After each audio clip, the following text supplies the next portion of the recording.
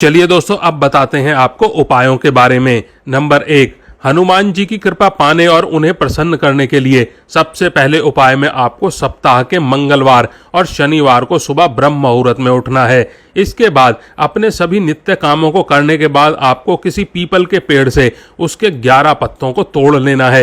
इन पत्तों को तोड़ते वक्त आपको जिस बात का विशेष ध्यान रखना है वो ये है कि यह सभी पत्ते किसी भी तरह से खंडित नहीं होने चाहिए और इन सभी पत्तों को स्वच्छ जल से धो करके आपको चंदन या कुमकुम की मदद से इन पर श्री राम का नाम लिखना है। नाम को लिखते हुए आपको हनुमान चालीसा का पाठ करते रहना है।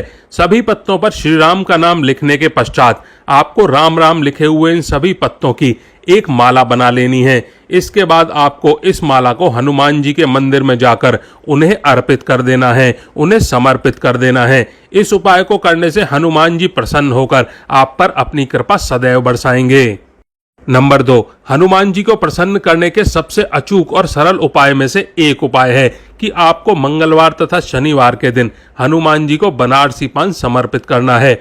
हनुमान जी को बनारसी पान चढ़ाने से वह प्रसन्न होते हैं तथा इससे उनकी कृपा सदैव बनी रहती है आपके ऊपर।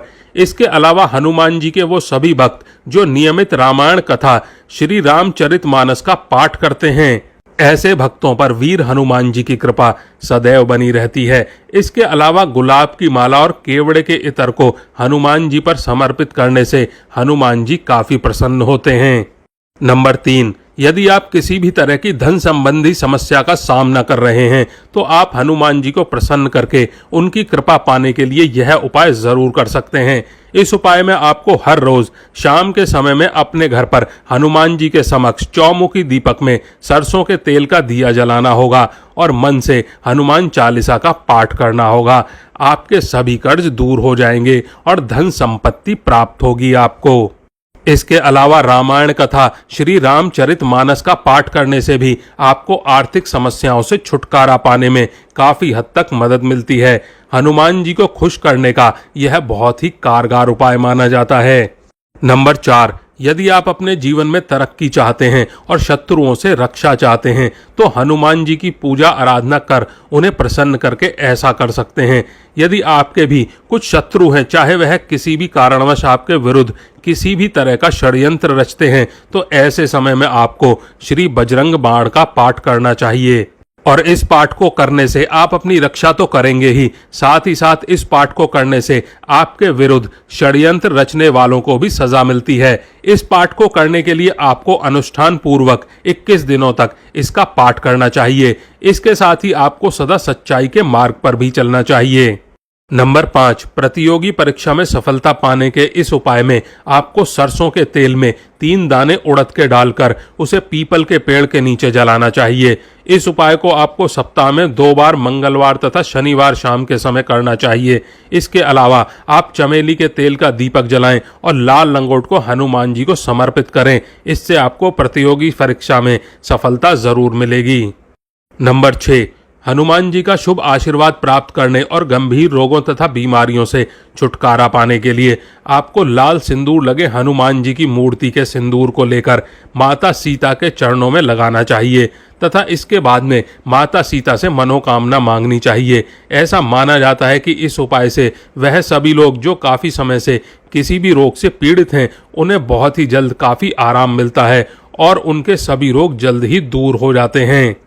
नंबर 7, अपनी कुंडली में अशुभ प्रभावों को दूर करने के लिए तथा हनुमान जी को प्रसन्न करने के लिए आपको लौंग पड़े हुए कच्ची धानी के तेल का दीपक जलाकर हनुमान जी की आरती करनी चाहिए। इससे आपकी कुंडली में मौजूद मंगल तथा शनि के सभी अशुभ प्रभाव दूर हो जाते हैं। इसके अलावा शनि तथा मंगल दोनों ग्रहों के दोष को दूर करने के लिए पीपल के पेड़ के नीचे बैठकर हनुमान चालीसा का पाठ करना चाहिए आपको। नंबर 8, यदि आप किसी भी तरह के शनि दोष से पीड़ित हैं तो इस समस्या से निवारण हेतु आपको सप्ताह में मंगलवार के दिन कोयला और काली उड़द को एक कपड़े में बांधकर उसकी एक पोटली बना लेनी चाहिए। इसके अलावा आपको इसमें 1 रुपए का सिक्का भी रखना है। पोटली बनाने के बाद में आपको इस पोटली को अपने ऊपर से वार करके किसी भी नदी में प्रवाहित कर देना चाहिए। प्रवाहित करने के पश्चात में आपको राम का नाम जपना है। इससे आपकी कुंडली में मौजूद शनि दोष का प्रभाव कम होने लगेगा। और साथ ही साथ एक मान्यता के अनुसार मंगलवार के शुभ दिन पर हनुमान यंत्र की स्थापना करने से तथा इसकी पूजा अर्चना करने से आपकी सभी परेशानियां बहुत ही जल्द दूर हो जाती हैं।